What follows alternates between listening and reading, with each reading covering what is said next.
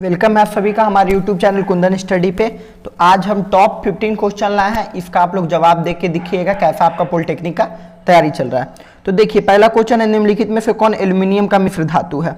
Option आपके पास 6 है, English में भी क्वेश्चन देख सकते हैं। Which of the following is not alloy of aluminium, ठीक है। मैग्नीशियम है, क्रोनोलाइट है, ड्यूरेनियम है, पीतल है, निलकोय है। तो जैसा कि आप लोग को पता होगा, आप लोग जवाब दीजिए, ऐसे हम जवाब बताते हैं कि पीतल जो होता है वो तांबा और आपका जफ्ता का मिल का बना रहता है, ठीक है, तांबा और जफ्ता। तो आपका इसमें कहीं भी एल्यूमिनियम नहीं है, तो आंसर क्या हो जाएगा आपका पीतल। इसका ट्रिक भी आपको हम बताए थे, अगर वीडियो मेरा थ्योरी वीडियो देखें तो पिताजी, ठीक है, पी से पीतल हो गया, तो फिर तांबा, जब से जफ्ता। पिताजी आप अगर याद कर लेते हैं तो आपका पीतल का हो जाएगा, ठीक है। चलिए तो हम लोग आगे बढ़ते हैं सेकेंड क्वेश्चन पे। सेकेंड क्वेश्चन है, सीमेंट का जमना क्या कहलाता है। उष्मा क्षेपीय अभिक्रिया, उष्मा फोफी अभिक्रिया, अपचयन, जल अपघटन या अपचयन, ठीक है, उपचयन या अपचयन, और आपका ऑक्सीडेशन रिडक्शन, उष्मा इंडोथर्मिक, एक्सोथर्मिक या आपका जल अपघटन, ठीक है, वाटर डिकम्पोजिशन। क्या कहलाएगा सीमेंट का आपका जमना, ठीक है। Cement freezing, exothermic, endothermic, oxidation, water decomposition या रिडक्शन। बताइए जल्दी जल्दी आप लोग बताइए। तो सीमेंट का जमना क्या कहलाता है। उसमें आप जब भी सीमेंट को जलाइएगा तो उसमें से आपको देखिएगा कि बुलबुला छूटेगा, तो क्या है उसमें से उष्मा निकलता है। तो उष्मा जिसपे निकले उसको क्या कहते हैं, उष्मा क्षेपीय अभिक्रिया, ठीक है। तो उसको क्या कहेंगे, उष्मा क्षेपीय अभिक्रिया। सीमेंट का फ्रीज होना क्या कहलाता है इंग्लिश में, एक्सोथर्मिक रिएक्शन, ठीक है, एक्सोथर्मिक रिएक्शन। चलिए थर्ड क्वेश्चन पे हम लोग चलते हैं। बैटरी में किस प्रकार का धारा प्राप्त होता है, ठीक है, बैटरी में किस प्रकार का धारा प्राप्त होता है ये पूछ रहा है, ठीक है। दृष्टि, प्रत्यावर्ती, ए बी दोनों या इनमें से कोई नहीं, ठीक है। इंग्लिश में आप देखते थे, इंग्लिश में नाम इसमें गलत है, ऑप्शन गलत दिए हुए, लेकिन बैटरी में आप बताइए। एसी दृष्टि को क्या कहते हैं आपका एसी करंट, प्रत्यावर्ती मतलब डीसी करंट, अल्टरनेटिव करंट और डायरेक्ट करंट क्या होता है। तो बैटरी में आपका एसी प्राप्त होता है, ठीक है, अल्टरनेटिव करंट प्राप्त होता है। चलिए आगे हम लोग बढ़ते हैं, नेक्स्ट क्वेश्चन पे बढ़ते हैं। नेक्स्ट क्वेश्चन आपका बोल रहा है, आम मीटर को विद्युत परिपथ में, आम मीटर जो होता है वो इलेक्ट्रिक सर्किट में किस प्रकार से उसको जोड़ते हैं। श्रेणी क्रम सीरीज में, पास वृद्ध मतलब पैरेलल में, ए बी दोनों में या इनमें से कोई नहीं। तो आपका आम मीटर को हम लोग श्रेणी क्रम सीरीज में जोड़ते हैं, ठीक है। किस में जोड़ते हैं, सीरीज में जोड़ते हैं, किसमें, इलेक्ट्रिकल आपका सर्किट में, ठीक है। इंग्लिश में भी क्वेश्चन है तो इसके लिए नहीं सोचना है। ताप को बढ़ाने पर प्रतिरोध बढ़ता है घटता है पूछ रहा है। बढ़ाने पे चालक का प्रतिरोध, ठीक है, कोई भी आपका कंडक्टर है उसमें हम टेम्परेचर को बढ़ाते हैं, ठीक है, टेम्परेचर को इंक्रीज करते हैं तो उसका जो रेसिस्टेंस होगा इंक्रीज करेगा डिक्रीज करेगा, ये पूछ रहा है। जल्दी आप लोग ये बढ़ता है या घटता नहीं है, घटता है या इनमें से कोई नहीं। तो ताप को जब भी बढ़ाएंगे तो उसका जो होगा प्रतिरोध रेसिस्टेंस जो होगा वो आपका घटेगा, हमेशा डिक्रीज करेगा। देखते नहीं है कि जब भी ताप ही बढ़ता है तभी ना तार जो होता है, तार क्या कर जाता है, फ्यूज कर जाता है, या इसको कहते हैं जर जाता है, ठेठ में बोलेंगे तो जल गया। तो जल जाता है क्यों, क्योंकि उसका रेसिस्टेंस सब खत्म हो जाता है, तो वही आपका घटता है। रेसिस्टेंस क्या होता है, घटता है। आगे बढ़िए।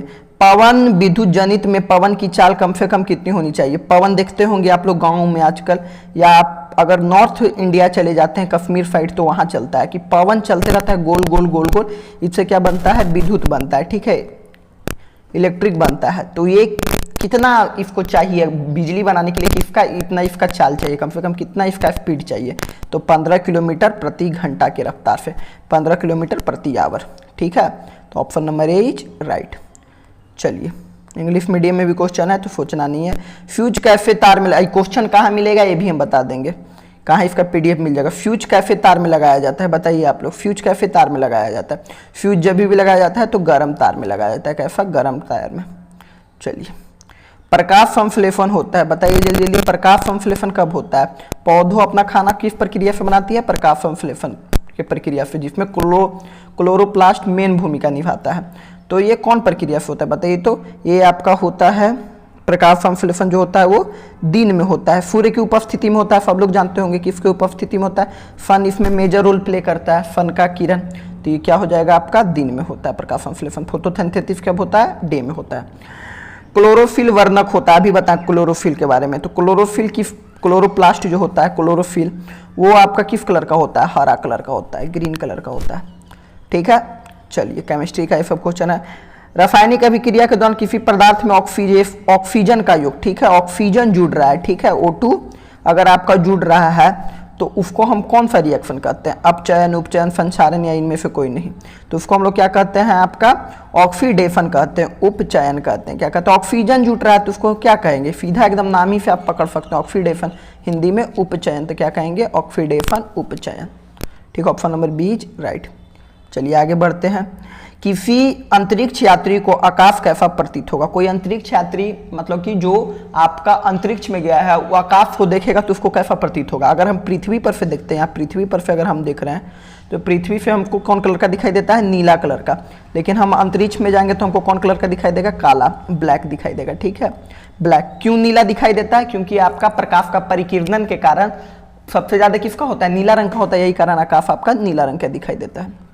चलिए आगे बढ़ते हैं। हमारे शरीर का पीएच वैल्यू कितना होता है? हमारे बॉडी का, ह्यूमन बॉडी का, ठीक है, ह्यूमन बॉडी बोलिए तो उसका पीएच वैल्यू कितना होता है? ठीक है, क्या पीएच वैल्यू कितना होता है? तो 6.0 से लेके 6.8 तक। ठीक है, तो option number C is right. चलिए आगे बढ़ते हैं। तुम जल्दी जल्दी करवाएंगे बाबू, टाइम पास्ट नहीं। आओ सब यूट्यूब चैनल पर जाइएगा तो लाइक कीजिए, सब्सक्राइब कीजिए, ये सब नहीं, डायरेक्ट आपका क्वेश्चन पे कहेंगे। आपका शॉर्ट सर्किट के दौरान आपका विद्युत धारा का मान क्या हो जाता है? शॉर्ट सर्किट के दौरान आपका विद्युत धारा का मान बहुत कम हो जाता है। विद्युत धारा का मान शॉर्ट सर्किट कर गया तो मान क्या हो जाएगा? घट जाएगा। ठीक है, लघु पतन शॉर्ट सर्किट के दौरान पूछ रहा है तो बहुत अधिक हो जाएगा। शॉर्ट सर्किट कब होता है? जब एक बैक वोल्टेज एक बैक लाइन आता है, ठीक है, एक बैक ज्यादा लाइन आ जाता है, अधिक वोल्टेज आ जाता है, इसी पे शॉर्ट सर्किट होता है। तो क्या हो जाएगा? बहुत अधिक बढ़ जाता है। 13 का क्या हो जाएगा? सी हो जाएगा। ठीक है, चलिए बॉक्साइड किस धातु का है? इसको आप लोग कमेंट बॉक्स में बताइएगा। आप लोग का HW है, बॉक्साइड ऑप्शन में है तांबा, एल्यूमिनियम, जस्ता, लोहा। ठीक है, कॉपर, एल्यूमिनियम, जिंक, लोहा, आयरन। ठीक है, एल्यूमिनियम का हो गया, तांबा का Fu, अब जस्ता का Zn, Fe आपका आयरन का, सबका सिंबल भी लिख दिए। तो बताइएगा किसका होता है, सबका एटॉमिक नंबर भी बताइएगा। ठीक है, एटॉमिक नंबर कितना होता है, परमाणु संख्या आप लोग कमेंट में बताइएगा। एक होमवर्क है आपका। 15 नंबर, दंत चिकित्सक जो होते हैं वो कौन सा दर्पण यूज करते हैं दांत को बड़ा देखने के लिए? तो सब लोग जान, कोई भी पूछे बड़ा दिखने का जहां बात हो, कौन सा दर्पण का यूज होता है? अवतल दर्पण। ठीक है, concave mirror, B number option is right. ठीक है, कॉनकेव मिरर इज राइट। ठीक है, चलिए बी नंबर, सी पर रंग आ गया, देखिए गलती से, बी नंबर। ठीक है, तो टॉप 15 क्वेश्चन आपका हम करवा दिए। ठीक है, कैसा लगा आपको सेशन कमेंट में जरूर बताइएगा। एक होमवर्क है उसका भी आंसर जरूर दीजिएगा, बॉक्साइड का कौन आया है। आप लोग को कुंदन स्टडी में जुटने का बहुत बहुत धन्यवाद। और इसका PDF चाहते हैं तो टेलीग्राम ग्रुप ये है, टेलीग्राम पे जाइए, कुंदन स्टडी सर्च मारिए, आपको आ जाएगा, जुड़ जाइए, वहाँ इसका PDF मिल जाएगा। और पॉलिटेक्निक का तैयारी हमारे चैनल पे प्लस आपका काउंसलिंग में पूरा मदद किया जाता है। ठीक है, तो नए जुड़े हैं तो जुड़ जाइए आप लोग, सब्सक्राइब ये सब कर दीजिए। सभी का बहुत बहुत धन्यवाद, सभी का बहुत बहुत थैंक यू।